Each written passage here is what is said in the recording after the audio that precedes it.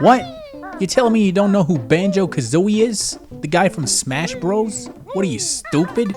Banjo Kazooie Worlds Collide is a brief yet surprisingly dense ROM hack. It was made by a hacker called By9B and was officially endorsed by Mark Kirko, which is always a good sign. The premise of the game is that Banjo and Kazooie must travel through worlds that were created from their memories of past Banjo games. These levels are buried deep within an underground layer, and somewhere at the end of the layer is a single Jiggy. Each level you go to has 10 notes each. There are no Jinjos or Jiggies to collect except for the final level. They're not exactly trivial to obtain either. Some of them are easy, but others require a great deal of observation.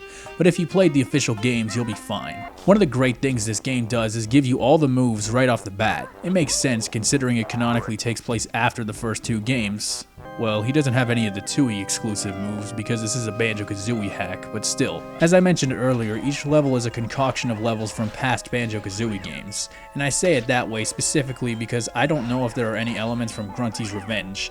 I must confess I haven't played that one yet, so if there are, I don't recognize them. The levels are fairly small, but they're deceptively small. They have a sense of density to them, with many hidden smaller sub-areas within. Sure, some of it is a little weird. I don't know why Boggy moved his family out to the seaport town, or why he bought exploding presents for his kids. Actually, it all makes sense. He planned to murder his children all along, so he moved somewhere where nobody would know his name, and then set the bombs on his kids. I knew there was something I didn't like about that guy. The game is also full of that great Banjo-Kazooie humor. You got the back and forth dialogue, you got the salty nut, which is why you should moderate your intake of red meat. I don't want to spoil too much of the game for you guys, but near the end, one of the levels is a literal quiz about Banjo-Kazooie and Tooie. And it's actually about things you would care about in the game, unlike Grunty's Furnace Fun. I like him fried. Oh! Okay. There's no way I can get this wrong now. What?! I said that. Wait a minute. The music is great. Each song is a mix-up of songs from whichever levels the new ones are based on.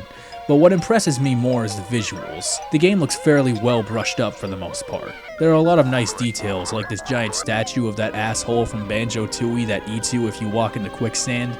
There's the tiny little steamboat to remind you of Rusty Bucket Bay. Nothing but good times there. Also, it has a distinct sense of authenticity, and as I've said in the past, that is very important for these kinds of hacks. As great as this hack is, though, it does beg the question, why aren't there any Banjo-Tooie hacks yet? I mean, people have imported levels into Banjo-Tooie, so there's proof of concept, but why haven't there been any hacks of it? I imagine it would be very archaic to get that to work in the same way Kazooie does, but I hope it happens eventually, which is easy for me to say. I don't make these things, I'm just the asshole who plays them. In any case, this is a great hack, and I can easily recommend it to you all. Thank you very much.